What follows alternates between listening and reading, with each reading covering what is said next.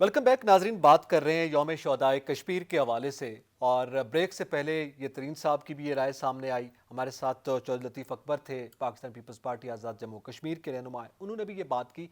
ये एक तजवीज़ है हुकूमत के लिए कि हुकूमत को ज़ाहिर है ये हम दिन मना रहे हैं, ये हम दुनिया भर में ये पैगाम दे रहे हैं कि हम कश्मीरियों के साथ खड़े हैं, मगर प्रैक्टिकली जो आज सिचुएशन है कश्मीर की और जो मोदी ने कश्मीर के साथ किया है उस पर बार बार पूरी कौम का बच्चा बच्चा जानता है। उसके बाद हमें भी अग्रेसिव होकर आगे बढ़ना होगा। उसके लिए डिप्लोमेसी फ़कत ये नहीं है कि हमारे वज़ीर ख़ारजा एक दौरा कर लें या एक आध बार अक़वाम मुत्तहिदा में पीएम बात कर लें या फिर सलामती कौंसिल के इजलास में या फिर कहीं पे कोई स्टेटमेंट जारी कर दें, बल्कि उसका तरीक़ाकार ये है कि वो लोग जिनके दुनिया के मुख्तलिफ ममालिक के अहम ओहदों पर फायज़ शख्सियात के साथ ज़ाती राब्ते हैं उनको, और फिर दीगर जिनके पास ये स्किल है बात करने का, उनके वफूद बनाकर मुख्तलिफ सियासी जमातों से उन शख्सियात को लेकर ये वफूद बनाकर दुनिया भर के मुख्तलिफ ममालिक में भेजा जाए और इस मसले को बार बार उजागर किया जाए। हमने गुज़िश्ता दिनों में OIC का एक प्लेटफॉर्म पे तो हमने रिक्वेस्ट की थी हमारे वज़ीर ख़ारजा शाह महमूद कुरैशी साहब की जानिब से, और उसके बाद उस पर बात हुई थी, एक एलामिया जारी हुआ और मामला वहीं का वहीं रह गया। ज़ियातरीन साहब, ये इस तरह की जो प्लेटफॉर्म्स के हवाले से कोशिशें हैं ये कारगर साबित हो सकती हैं? देखिए, मैं आपको अर्ज़ करूं कि हर कोशिश वो करनी चाहिए जो कश्मीरियों की मुश्किलात कम करने के लिए हो, चाहे वो बड़ी सतह पे हो चाहे वो छोटी सतह पे हो। मैं आपको बता रहा था कि सिराजुल हक साहब ने तो ये तजवीज़ दी कि जी एक नैब वज़ीर ख़ारजा बनाएं जो सिर्फ़ कश्मीर के लिए और हर वक्त वो दुनिया भर में घूमता रहे और दुनिया को ये बताए कि जनाब कश्मीरियों के साथ क्या जुल्म हो रहा है। देखें, 11 महीने हो गए हैं, वहाँ कितना जुल्म हुआ है। यहाँ ज़रा लॉकडाउन हुआ था तो लोग कितने परेशान हुए और क्या क्या बातें हुई, जी गुर्बत है, मैं कारोबार ख़त्म हो गए हैं। और 11 महीने में जो कौम जो है वो लॉकडाउन है और वहाँ पर उनको बाहर नहीं निकलने दिया जा रहा, घरों में उनको कत्लेआम हो रहा है, ये जुल्म की दास्तानें लिखी जा रही हैं। जी यकीनी तौर पर हमें ज्वाइन किया है हुर्रियत रहनुमा है अब्दुल हमीद लोन साहब। बहुत शुक्रिया अब्दुल हमीद लोन साहब वक्त देने का। आज ज़ाहिर है यौम शोहदाए कश्मीर बनाया जा रहा है, कश्मीरियों की कुर्बानियों को सलाम पेश किया जा रहा है हमारी तरफ से भी, पूरी कौम की जानिब से भी। मेरा सवाल यह है कि इस पे तजावीज़ की बात अब सामने आई है, आज का जो कश्मीर का स्टेटस है, आप क्या तजवीज़ देते हैं कि अब बिलखसूस पाकिस्तान की हुकूमत को क्या कुछ करना होगा कि कश्मीर का मामला काफ़ी आगे बढ़ चुका है? बिस्मिल्लाहिर्रहमानिर्रहीम।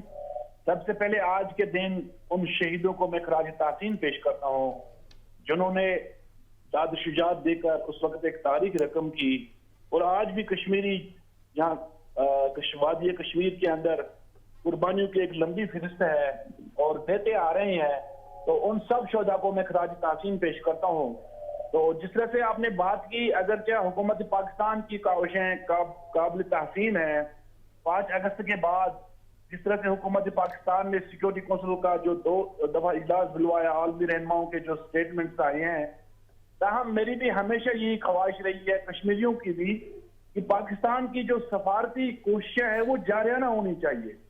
दुनिया के अंदर हम लॉबी करें, उसके लिए एक टीम तश्कील दें जो कश्मीर पर एतराज रखते हो, जिसमें पार्लियामेंटेरियंस हो, आज़ाद कश्मीर के पॉलिटिकल लीडर्स हो, हुर्रियत कॉन्फ्रेंस के लोग हों, ताकि वो दुनिया के पास जाएं। अमेरिका के अंदर लॉबी करने की जरूरत है, यूरोपीय यूनियन के अंदर जाने की जरूरत है। इसी तरह से बरतानिया में अगरचे वहां डायस्पोरा काम कर रहा है, हम हुकूमत पाकिस्तान को इनिशिएटिव लेना चाहिए। इस दफा शद मत से इस मसले को उठाना होगा। फॉरेन ऑफिस शाह महमूद कुरैशी साहब की क़ियादत में आगे बढ़े और दुनिया को बता दें कि हिंदुस्तान की जो चीरदस्तियां हैं, जो उसके जुल्म व जबर की जो एक लंबी फहरिस्त है, उसको एक्सपोज करना होगा। अगरचे इस वक्त हिंदुस्तान को एक फसाई रियासत की नजर से देखा जाता है, जो UN की रिपोर्ट्स आई हैं, अब अरब के अंदर जो भारत के खिलाफ एक मुहिम चली है सोशल मीडिया पे और उनको कोसा गया है, हर तरफ से इस वक्त भारत जो है नरगे में है, और इसमें मजीद हमें जो है हथौड़ा मारने की जरूरत है। वो है सफारती कोशिशें, वो है जारियाना पॉलिसी हमारी, और इंशाल्लाह मैं समझता हूँ कि हिंदुस्तान घुटने टेकने पे मजबूर हो जाएगा। अब्दुल हमीद लोन साहब, मशरिक वुस्ता के ममालिक, मिडल ईस्ट जो है और बिलखसूस हम मुस्लिम ममालिक की बात करें, उस हवाले से आप क्या समझते हैं, हमारी क्या पॉलिसी होनी चाहिए और उनका इस वक्त का रिस्पॉन्स कश्मीरी क्या महसूस करते हैं?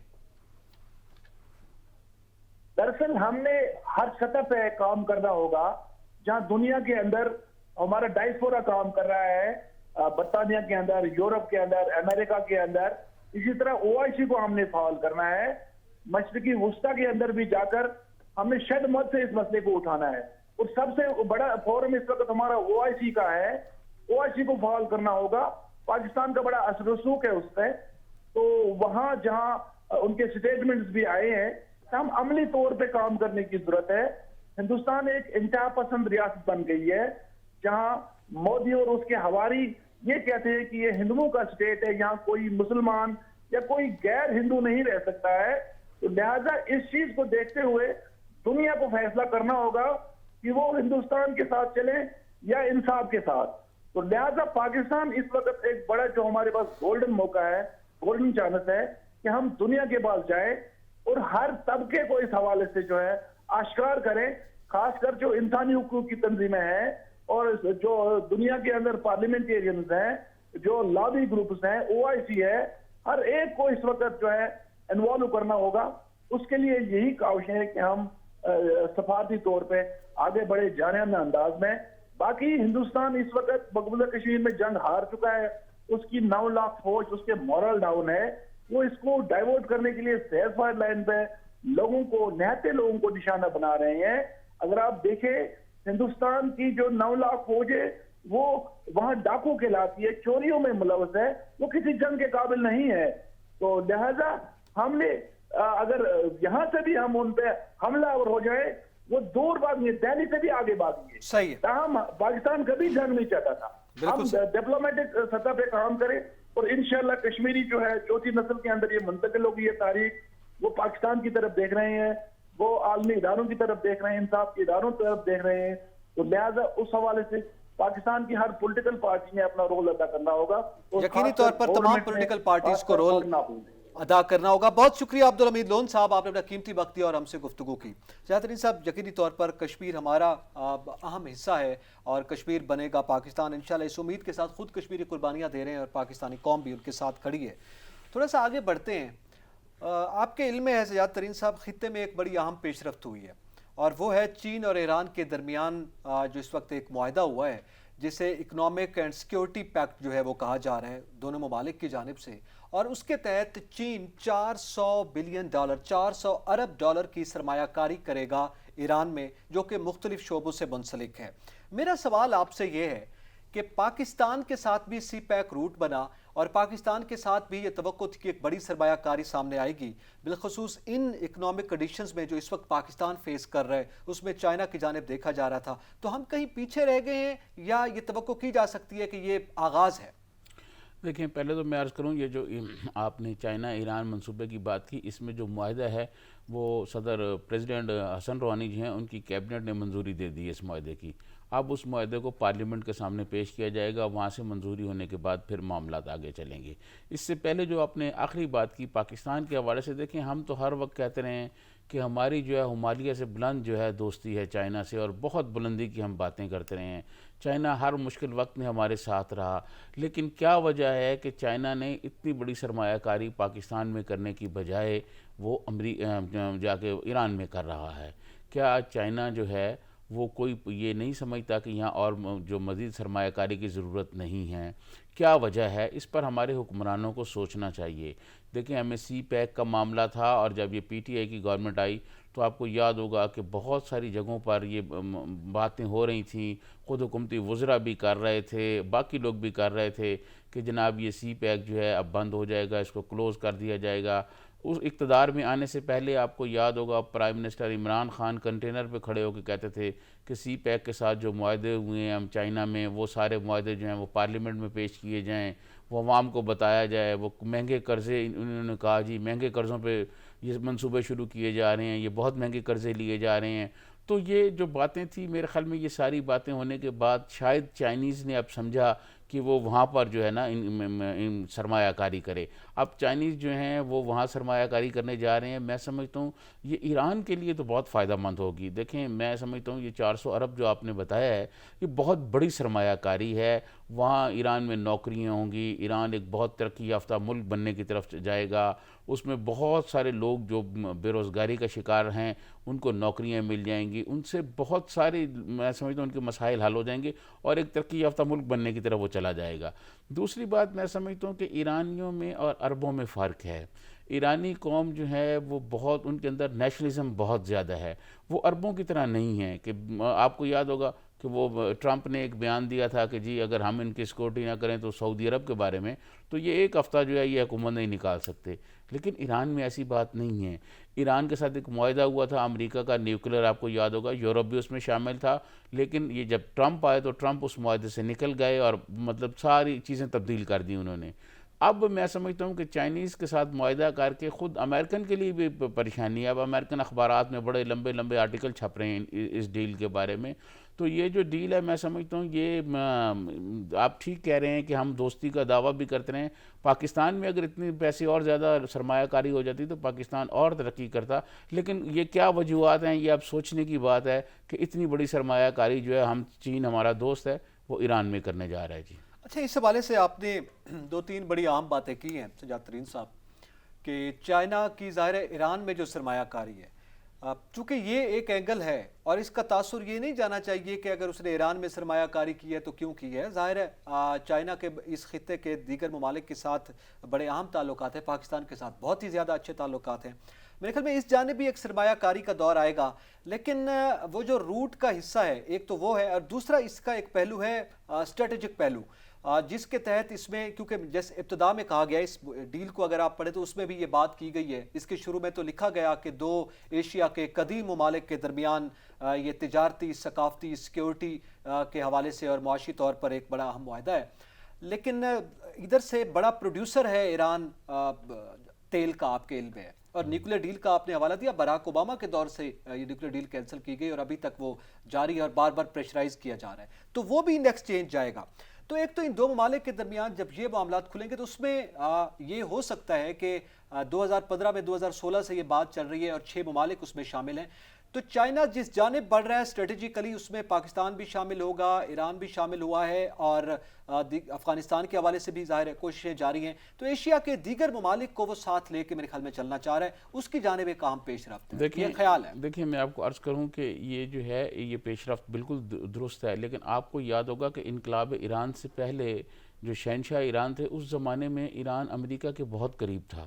بلکہ بعض لوگ تو یہ بھی کہتے ہیں، بعض مختلف کتابوں کا میں حوالہ دے سکتا ہوں، ابھی ٹائم نہیں ہے، کہ ان کتابوں میں تو یہ لکھا ہوا ہے کہ سی آئی اے جو ہے وہ ایران سے آپریٹ کرتی تھی اس پورے خطے کے لیے، اور شہنشاہ ایران جو ہے وہ اس نے سی آئی اے کو اجازت دی ہوئی تھی. مطلب ایک انہوں نے اپنا سی آئی اے کا ہیڈ کوارٹر امریکہ میں تھا اور ایک انہوں نے تہران میں بنایا ہوا تھا.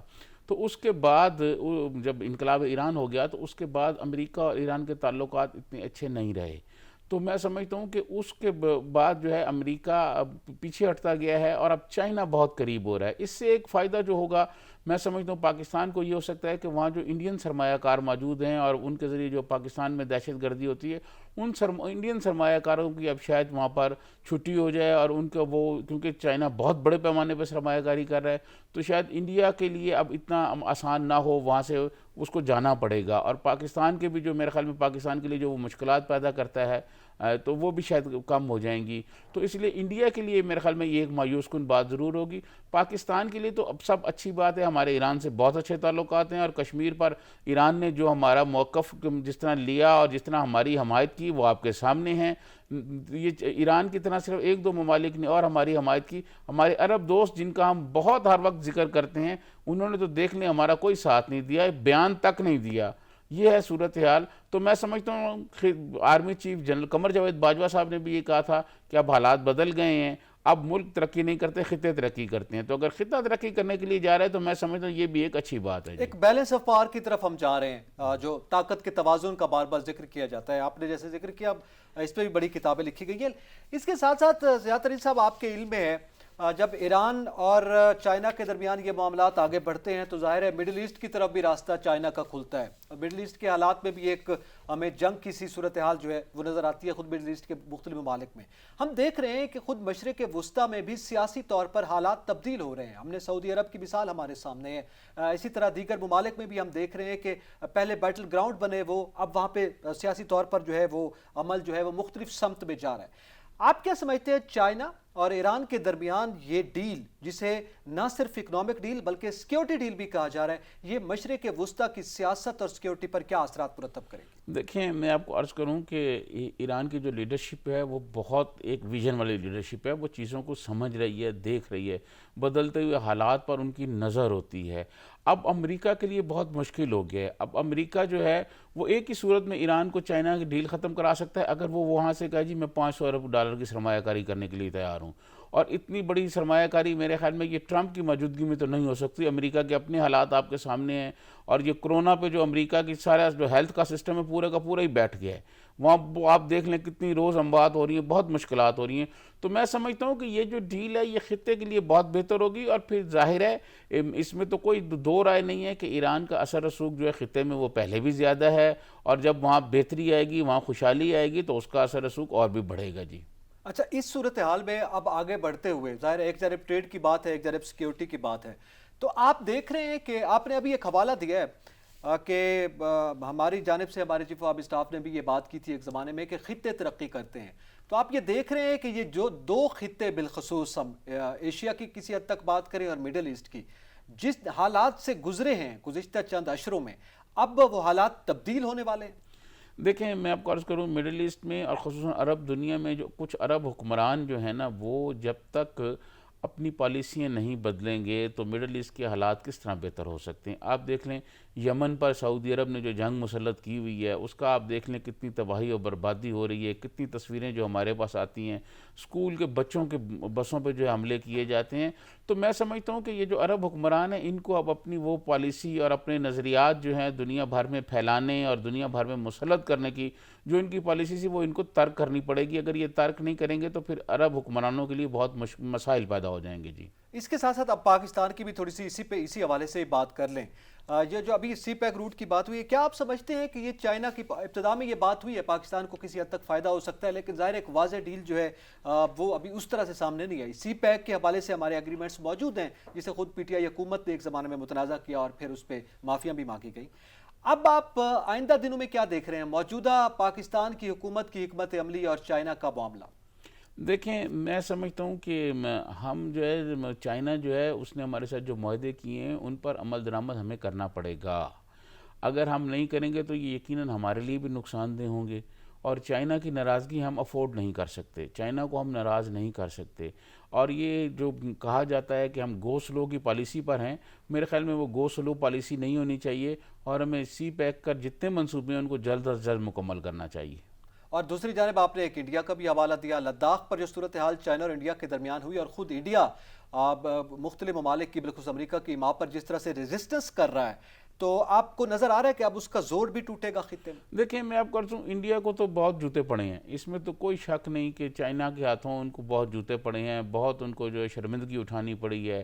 لیکن اب جیسے ایران سے اتنی بڑی سرمایہ کاری ایران میں جا رہی ہے تو ایران کا جو وہاں پر بنیاں موجود ہے جو وہاں پہ کاروبار کر رہا ہے، میں سمجھتا ہوں اس کی چھٹی ہو جائے گی. تو وہ چائنیز جب آ جائیں گے تو یقیناً میں سمجھتا ہوں کہ یہ ساری صورتحال خطے کے لیے بہتر ہوگی.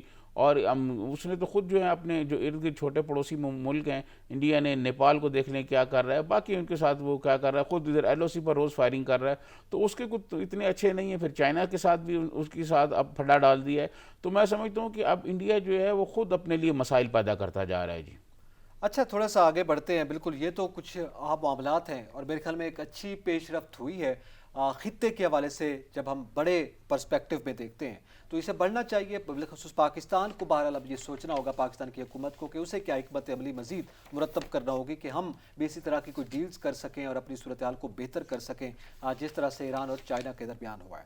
لیکن ہم جب اپنی داخلی سیاست پر ترین صاحب نظر ڈالتے ہیں تو ہمیں گزشتہ ایک ہفتے میں ہم نے جو پورے ہفتے میں دیکھا، چاہے اسمبلی کے اندر کا ماحول ہو چاہے اسمبلی کے باہر کا ماحول ہو، ہمیں صرف تلخیاں نظر آئی ہیں، ہمیں صرف زیدی صاحب کے بیانات نظر آئے ہیں اور علی زیدی صاحب بار بار بات کرتے رہے ہیں، جے آئی ٹی کی باتیں نظر آئی ہیں یا پھر شور شرابہ نظر آیا ہے. بدقسمتی سے آج بھی ہمیں یہی دیکھنے میں ملا ہے، کوئی عوامی ایشوز پر فلور آف دی ہاؤس پر بات نہیں ہوئی. میرا سوال یہ ہے، آج جو بلاول بھٹو زرداری صاحب کی پریس کانفرنس سامنے آئی ہے اور جواباً مراد سعید صاحب نے جو کچھ کہا ہے، آپ کا کیا کہنا ہے کہ ہم اس پہ کیا کہیں، اس کو کیا لفظ دیں؟ دیکھیں میں آپ کو عرض کروں نقی صاحب، یہ جو آج صورتحال پیدا ہوئی ہے یا آج تک جو باتیں ہو رہی ہیں اپوزیشن اور حکومت کے درمیان، یہ جمہوریت کے لیے اچھی نہیں ہوں گی، یہ جمہوریت کے لیے نقصان دہ ہوں گی، اور یہ پورا جمہوری سسٹم ان کی وجہ سے جا سکتا ہے۔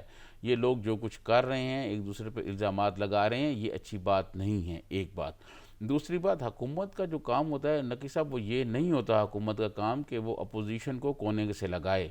حکومت جو ہے وہ اس کا کام یہ ہوتا ہے کہ وہ اپوزیشن کو دبانے کی بجائے، یہ تو 2 سال سے صرف اپوزیشن کو دبا رہے ہیں، فلاں جیل میں جا رہا ہے، فلاں جیل میں جا رہا ہے، فلاں جیل میں جا رہا ہے، پہلے یہ گردان ہوتے رہا ہے، اب جناب جے آئی ٹی آ گئی ہے، اور آج آپ کو پتہ ہے کہ عزیر بلوچ نے عدالت میں کہہ دیا ہے۔ یہ میں نے آپ کو ایک پچھلے پروگرام میں کہا تھا کہ ایسی جو رپورٹس ہوتی ہیں، جو بیان ہوتا ہے کہ جی مجسٹریٹ کے سامنے دیا گیا، اس نے کہا جی وہ بیان ہی میرا جھوٹا ہے، میں نے تو دیا ہی نہیں ہے۔ بڑی عدالتوں میں لوگ مکر جاتے ہیں آ کے، اور لیکن ہمارے مراد سعید صاحب وہ گھماتے رہے۔ حکومت کا کام یہ نہیں ہوتا کہ اپوزیشن کو دبائے، حکومت کا کام یہ ہوتا ہے کہ عوام کے مسائل حل کرے، عوام کے مسائل حل کرنے کی طرف توجہ دی جائے۔ اب آپ دیکھیں کہ صورتحال کتنی خراب ہو گئی ہے کہ 18 گھنٹے کراچی میں لوڈ شیڈنگ ہو رہی ہے۔ کراچی جو ہے ایک بہت بڑا ہمارا صنعتی شہر ہے، وہاں سے ہم بڑا ٹیکس جمع کرتے ہیں، تو جب وہاں لوگوں کو بجلی نہیں دی جائے گی اور یہ آپس میں لڑتے رہیں گے، تو پھر ایک دن دیکھیے گا کہ یہ ساری کی ساری جمہوریت لپیٹ دی جائے گی۔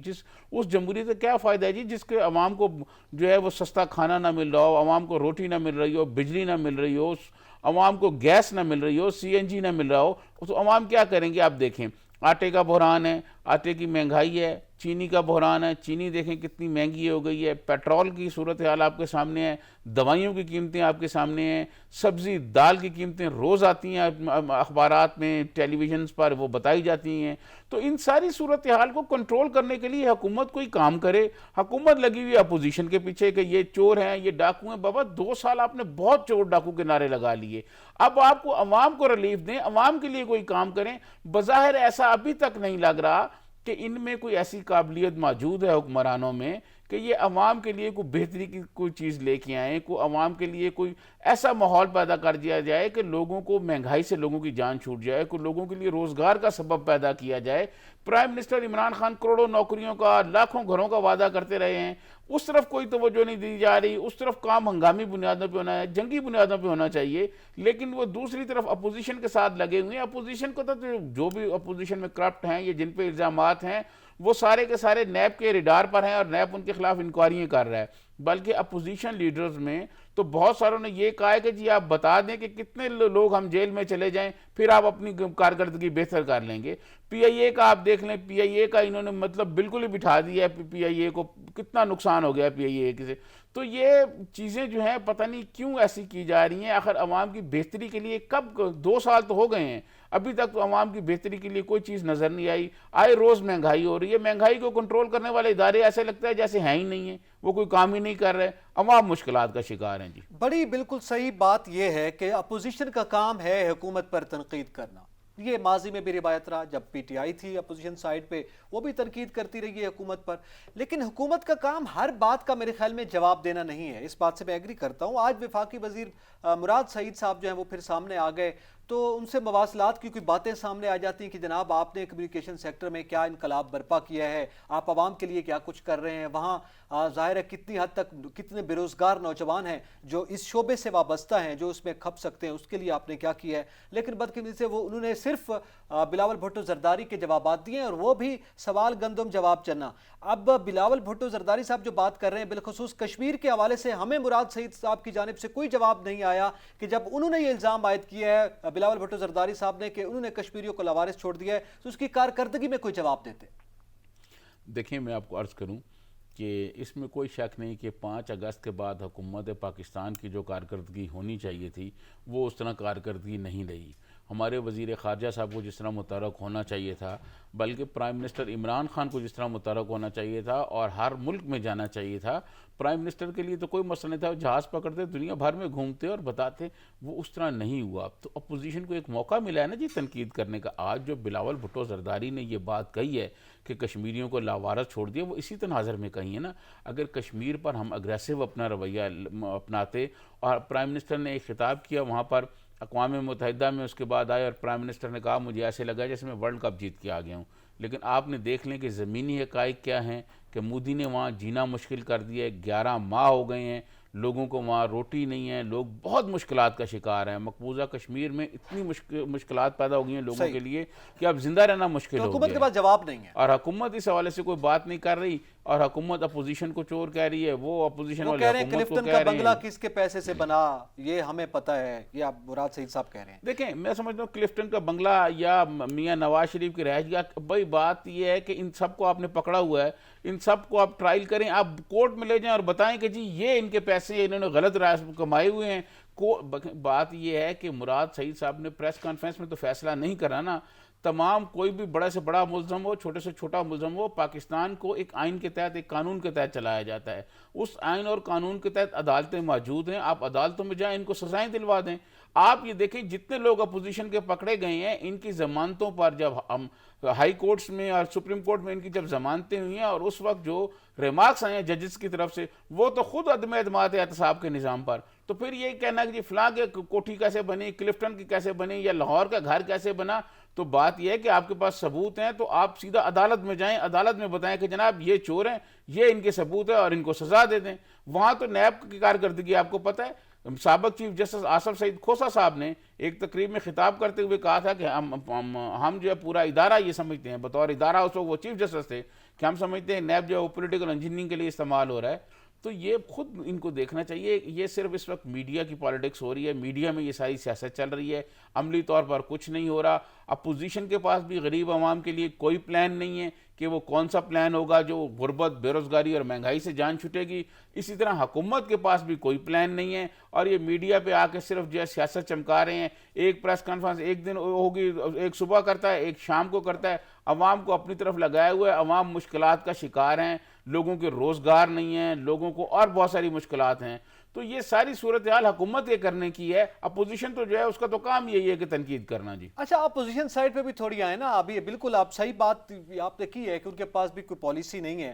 عوامی ایشوز تو ان کی پریس کانفرنس پہ بھی اس طرح سے سامنے نہیں آ رہے نا, کہ ہمارے پاس یہ لایا بل ہے, ہم یہ بات کر رہے ہیں, ٹھیک ہے وہ مہنگائی کرونا رو دیتے ہیں, باقی یہ تنقید سامنے آتی ہے آج. لیکن ہمیں تھوڑا سا جو اشارے سامنے آئے, بلاول بھٹو زرداری صاحب نے جو بات کی ہے, ترین صاحب آپ کے پاس معلومات بھی ہو سکتی ہیں یا پھر آپ تجزیہ بھی دیجئے اس پر, کہ آپ کے علم میں ہوگا مسلم لیگ نون نے, احسن اقبال صاحب نے اور شاہد خاقان عباسی نے گزشتہ ہفتے میں ایک میڈیا سے گفتگو کی تھی, جس میں بار بار نون لیگ کی جانب سے یہ ڈیمانڈ سامنے آئی تھی کہ -1 نہیں -سال, -1 نہیں -160, یہ بات سامنے آتی تھی. آج بلاول بھٹو زرداری صاحب یہ بات کر رہے ہیں, اور اے پی سی سے پہلے وہ یہ بات کر رہے ہیں کہ -1 ہو یا -سال, مگر جمہوریت نہیں ہونی چاہیے.